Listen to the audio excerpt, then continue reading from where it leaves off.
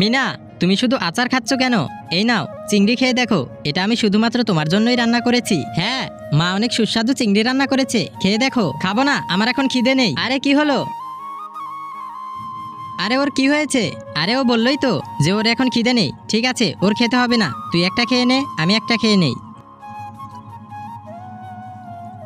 আরে তুমি না বললে যে আমার এখন খিদে নেই, এখন আবার লুডুস খাচ্ছ কেন? মা তোমার জন্য এত কষ্ট করে রান্না করেছে, মা শুধু দুজনের খাবার রান্না করেছে। আর তুমি তো জানোই আমি চিংড়ি খেতে পছন্দ করি না। আরে মিনা, খেয়ে নাও খেয়ে নাও, এটা শুধুমাত্র তোমার জন্য। মা, ডিনারের সময় হয়েছে। হ্যাঁ হ্যাঁ, আরে এই তো আমি এসে গেছি। মা, এগুলো তোমার পছন্দের খাবার। আরে এটা কি করেছো? এত কাঁচামরিচ কেন? আর এতে ধনেপাতা কোথায়? আজকে ধনেপাতা দেইনি, তুমি তো জানো মিনা ধনেপাতা খেতে পছন্দ করে না, কিন্তু আমি তো খেতে পছন্দ করি। আমি ঝাল খেতে পছন্দ করি না, তুই এটা জানিস না? মা, এবার বুঝেছো? তুমিও তো জানো মিনা ঝাল খেতে পছন্দ করে, কিন্তু তোমার জন্য ও ঝাল খাওয়াও ছেড়ে দিয়েছে। কিন্তু তারপরেও ও যেটা খেতে অপছন্দ করে তুমি ওর জন্য ওটাই রান্না করো। ও তোমার কি ক্ষতি করেছে? কেন ওর সাথে এমনটা করো? তুমি যা বলো ও তো সব কথাই শোনে, তারপরেও এমনটা কেন? আর এমনটা করতে পারবে না।